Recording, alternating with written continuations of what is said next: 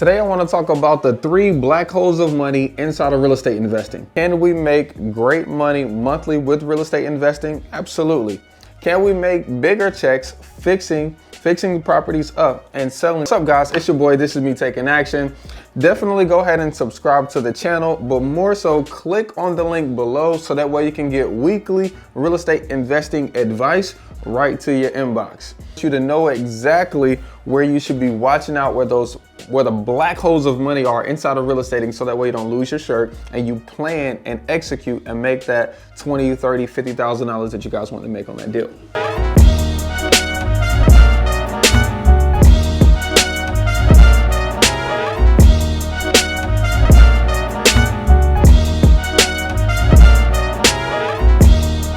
What's up? It's your boy Sawan Belcher. This is me taking action. I'm gonna leave a link below so that way you can subscribe to our newsletter and get weekly real estate investing advice right to your email to help you implement the strategies that we talk on this channel. Because at the end of the day, we want to buy as many properties as we want during a 30-day period of time, so that way you and I can cherry pick the very best deals for ourselves. Because at the end of the day, we know that when we buy property, we are creating equity for ourselves. We're creating a stream of income that will allow us to replace our 9-to-5 income, but we're also creating a tax shelter because now we're supplying houses for other people to help the economy and creating jobs and all those kinds of things. So definitely tap into the newsletter so you can implement the strategies we're doing here in our real estate business. Okay. Now let's talk about these black holes of money. Now, I just simply want you to know what they are and consider how you can prevent them so that way you don't go broke on doing these deals. Because I mean, realistically, it does happen. You see it all the time.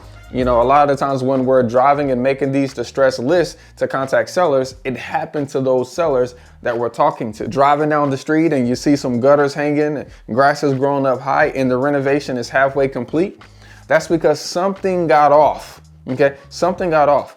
The first thing that can completely go wrong is your rehab. You could underestimate your rehab. You can have contractors take money. You can have the city come in and stop you doing the rehab. And there's a couple of things that you can prevent this. So let's first talk about your most important team member when it comes to the rehab, which is going to be your contractor. For me personally, whenever I'm doing rehabs under about $25,000, I tend to sub out the work myself. Okay. Now subs are like the small guy that's not licensed, guy that's in Home Depot buying blinds for the landlord that's going to, fix something.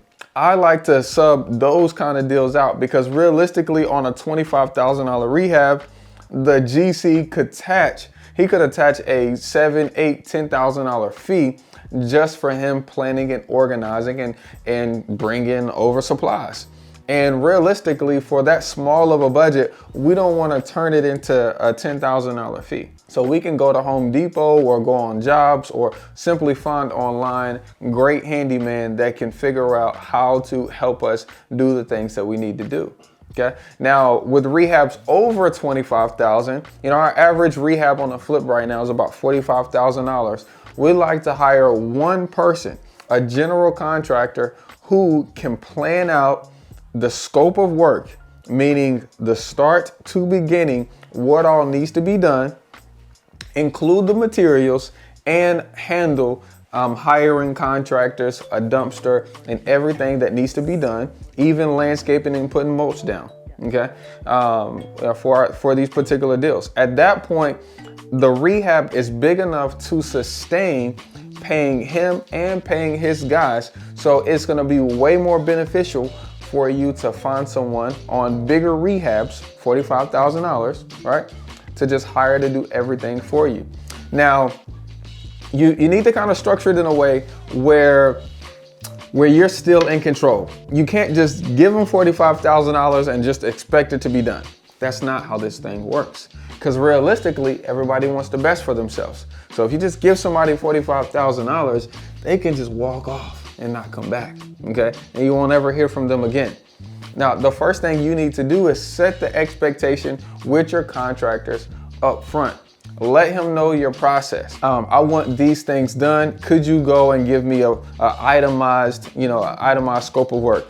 Itemized meaning for each thing that I want done, he give me a price. Okay. And after he gives you a price on your scope of work, you also ask him if there's anything else that he sees that needs to be addressed before we conclude the full project. And he'll add those things in there. Now, once you guys agree, you'll need to break down that $45,000 rehab into drawers. Drawers is simply once you've done 1, 2, and 3, then you get paid a lump sum. That way you can kind of keep them on the hook. Okay, this is how corporate America does it. So just copy and paste. We don't have to reinvent the wheel. Okay, corporate America, you go and apply for a job, you get the job, and then 2 weeks later, after you've worked for 2 weeks, then you get paid. The same way for contractors. If you pay them up front, they're more than likely gonna splurge the money and waste it. They may even run off with your money. That's happened to me before. And then secondly, the black hole that you can run into is having a bunch of soft costs. Let's go through some of these soft costs. And the sad part is when you're doing deals and you're analyzing them on the phone and negotiating with sellers, it can be a lot, and you can miss out on some of these soft costs, which is really why these things tend to eat up your budget. So number one soft cost is dumpsters. Okay, everybody believes their 2 dumpsters is gonna demo your house and trash out and all that good stuff. On average, for every rehab that we do, we typically do 8 to 10 dumps. And consider that these dumpsters cost monthly and per dump. So you can't just have it sitting there in your driveway for 6 months or 7 months or for 8 months because the contractor's taking a long time. Every month you're paying for that particular dumpster. You're also gonna have Duke Energy, which is like, electricity for some other areas that don't have Duke Energy. You're gonna have water, whatever that is, whether it's well or city water. And you're also gonna you may have some kind of gas. All while those soft costs are going on, you might have interest payments to your private lender, property insurance to pay, and of course, you'll always wanna have insurance. These things are like a constant wheel of expenses all throughout your project. Just because you don't have the property fixed up and rented out doesn't mean there aren't costs associated. So in your rehab costs, make sure you have that allocated. A lot of the times what I'll do to solve this issue is I will sell the property to myself to account for money. Okay, what I mean is Monday we got a deal under contract. It's a land deal, right? Got it under contract, half an acre lot, $6,000. Okay, now I know that the ARV of the land is $35,000, so there's a spread. I'd rather not just assign it to somebody else and give them all that equity. I'd much rather me just buy it and be able to put it on the MLS and wait until it sells. But I know there's an expense that I have to cover right now.